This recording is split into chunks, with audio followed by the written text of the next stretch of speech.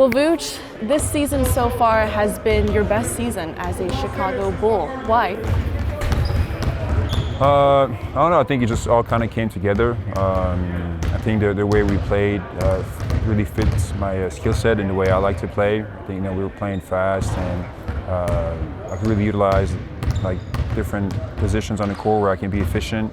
I think I built a really good chemistry with a lot of guys this year. Like Josh, who's really willing passer. With Kobe, obviously, I've had really good chemistry. Zach before I got traded, Ayo, all those guys, and Lonzo when he came back. So I think that helped me a lot, having all those guards that are good at getting downhill, creating for others, and a lot of my shots and stuff were easy shots in the pocket and at the rim, where it's some of my favorite places to play. And I think also the three kind of came back. Last year I struggled with it a little bit, and this year obviously shooting it much better. That helped a lot. What's been the biggest adjustment for you when it comes to the way that you guys are playing right now, faster pace and shooting more threes? Obviously the running part, I think especially was a big contrast from the past years where we didn't play as fast. I think that was a big thing, but honestly playing with like these younger guys and playing at faster pace has really, I think, helped me and opened up a lot for me. And I think it's been good for our team. I think it is the way we need to play. I think when we get slowed down and stuff, we're not as efficient. We don't create as much, and so it's been good for me. I think it's just the biggest adjustment has been kind of having to also like think really fast and on the go, and there's a lot of it is reads. It's read based. It's not as many plays, not as many structural things we do. Is more so based off what the defense does. You're going to cut this way or that way, or you're going to screen or slip, things like that. And I think as the season went on, we got better at it. I think that's been the biggest adjustment, especially coming from last year, was a little different. Was there at any point in the season where you felt like, okay, I'm really getting into a rhythm offensively? Honestly, from the beginning, I think second game in Milwaukee, I played well offensively. I hit a couple threes, and I just really felt good about where I was. But honestly, even coming to camp and everything, I really felt good about where I was mentally, where I was physically, where my game was at. And I also had a little extra motivation for myself to kind of play better than I did last year, especially like as far as the efficiency, because I didn't shoot the ball as well last season. And throughout my career, I've always been pretty efficient, and that was kind of something I always did well. And so I wanted to kind of get back on track. But I felt pretty good from the beginning, and I had a good start, and that always helps. We were just talking about the pace that you guys are playing right now. You're ranked second in the NBA. Last year, 28th. Was from a conditioning standpoint, when did you feel that this group was finally comfortable playing at the pace that you guys are playing right now? But we put a big emphasis on it from the beginning. So even a lot of guys came back early in September before camp, and we talked about how we're going to play fast and how we need to be in really good shape. And so it was a lot of running, even in camp, a lot of running, a lot up and down. And I think it's been paying off throughout the season. I think also as the season went on, we were able to sustain our pace more and more. I think early on there were games where we couldn't really do it for 48 minutes, and then as the season went on, we got into that shape. And also part of it was also just the mentality of just, this is what we have to do and this is what we do, and just stick with it no matter what. And there would be a lot of games where we'd be able to really turn the game around late when the other team maybe gets tired, and we're able to keep pushing. And so part of it is obviously the conditioning part, which is very important. But the other part is, I think, also just buying into that and really, working to get there and believe that we can sustain it for 48 minutes. Has it been kind of fun, though, seeing teams have a tough time keeping up with you guys up and down the court? I mean, sometimes I see guys with their hands on their knees just exhausted from trying to keep up with y'all. Yeah, I mean, I think that there definitely been a couple games where you could see that teams had trouble keeping up with our pace. There are also times where, because we play too fast, we'd get ourselves in trouble turning the ball over and, not playing discipline. So we also had to find the right balance, and I think lately we did a much better job at that. And when we take care of the ball, when we, efficient offensively, I think we give ourselves a really good chance almost every night. But it also has to start with our defense and our rebounding. So it's all connected. It's not just about running. First we got to get the stop, the rebound, and then be able to run. Get in our lanes and get the spacing right and everything. And so I think as the season went on, we have really been doing a much better job at that. And there's definitely been some games where you can tell that towards the end, teams kind of want to slow the game down, as people usually do in the fourth quarter, but we try to keep pushing, and it's helped us in many games. Take me back to training camp, obviously when Zach was still here, to now you've got a guard-heavy group. You guys are a pretty resilient bunch as well, young also, but what did it take to get to this point where you guys have the opportunity to play tomorrow to keep the season alive? And it's been a pretty long road and process, I'd say. I think obviously it started with us believing that we can get there. Not many people did. Most people had us win 28 yeah, games. 10 less games that we did. And then there was I thought we started the season really well, which helped and gave us confidence. I think around the deadline and the break, I think with everything that was going on and all the talks and chatter, I think it did affect us a little bit. And I know obviously it's not always supposed to, and you're supposed to shut it out. But I think it's also at times difficult because for a guy like Zach, I've been around him 4 years, Kobe's with him for 5-6 years, and all these guys, and you build relationships, and it's more so that part that's hard to deal with, more so than the actual trade chatter and everything. Because a good friend of yours gets traded, gets moved, and now all of a sudden it's like a whole new different team, and then you have to adjust. Then we get Trey, Kevin, and Zach. Now you got to play with new teammates. They got to get adjusted to our system, and so I think that there was a little bit of a period during that time that we kind of had a little bit of a dip, but we were able to really get out of it. And lately we've been playing some very good basketball. Fortunately we have some injuries. Trey, obviously Lonzo, Ayo, guys that could really help us.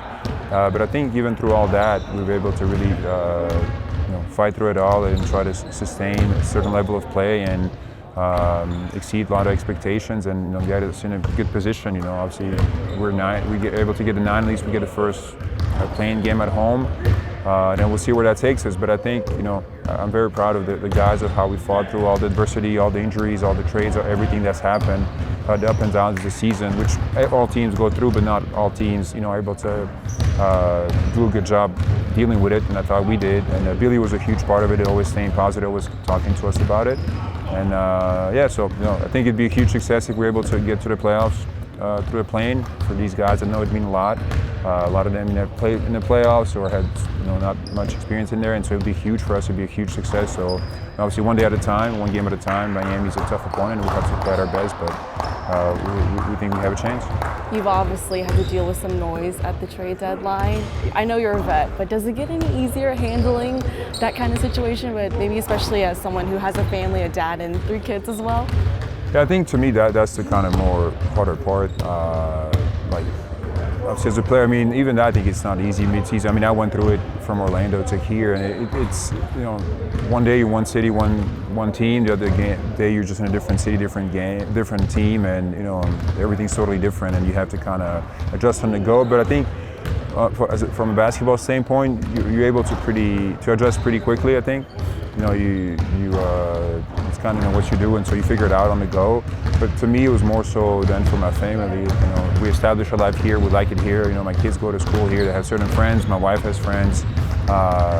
She has life she established, and now if you got to get just moved on the go, or maybe I would have gone, they would have stayed here. So there's a lot that goes into it, and obviously that's kind of on your mind. And obviously, you can figure it out, and it all gets figured out on the go. But as you it's more like the waiting game. You don't know what's going to happen, and so you're just waiting to see. So I think that I think it affected me more maybe now because of my family and everything, more so than me personally.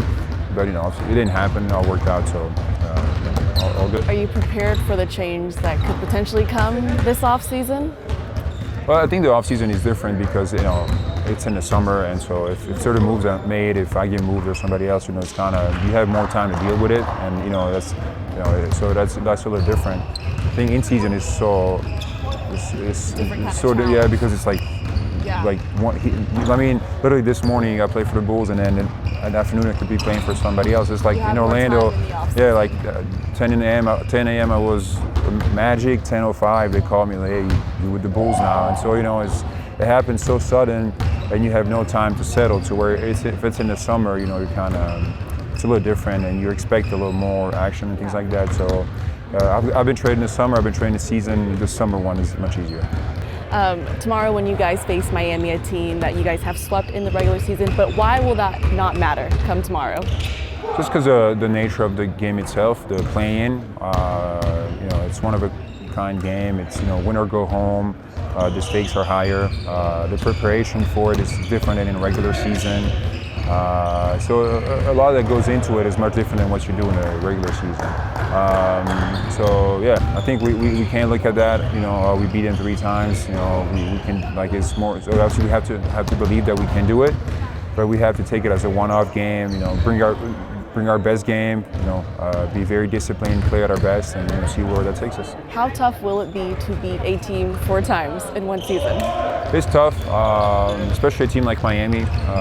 They're always very well coached. They're very disciplined. They execute their stuff very well. They have guys like Bam, Hero, Robinson, all those guys been to the finals. Wiggins, he's won championship with Warriors. So they have guys that know what it takes. Obviously, their coach, coach guys like LeBron, Wade, Bosh, so they know what it takes. And so it's going to be difficult. It's going to be a tough matchup. But I think regardless of what would have happened through the season, if we had lost 3 or won 3 or was just whatever it is, it's a total different game. And you have to take it as that and try to bring your best and try to impose your will and your style. And I think we do have different styles, so that'll be interesting to see how that works out. But yeah, I think it'll be a fun game, be a great battle. It's a team that's not going to quit regardless of what's going to happen, and we have to have the same mentality. Whether we're down, we're up, whatever it's a close game, just next play for 48 minutes. As a veteran on this team, how do you communicate to the young guys the mentality that it takes to win a game like tomorrow and to really lock in possession after possession? Just tell them to stay with it. Don't get too emotional, too high or too low. Let's say, for example, we'll build a 10, 12-point lead, not get all happy and start losing focus. If we get down, not get discouraged. Just continue to play. That's the most important thing, and just to stay the course. A lot of time playing games are not the most prettiest game. It's not, the team might not shoot the ball as well. The game is more physical. Refs don't call everything, so you have to fight through all that. I think it's just about having an approach. No matter what's going on, just fight for 48 minutes and see where that takes us. Has Modest picked your brain yet on playing in a game like tomorrow? No, but I think I think it's important to not overthink it and not make it too much of a big deal. I think you have to understand it's a little bit different, and you have to understand that certain things are going to be different, and you have to have maybe a tiny bit different approach. But you also can't treat it as if it's not basketball. At the end of the day, it is a basketball game, and it is what we do. And we had 82 games to prepare for this one, and all these practices, everything we've done is to get us to this point. So you have to trust all the work you've done, and you're not going to change completely everything in 2 days.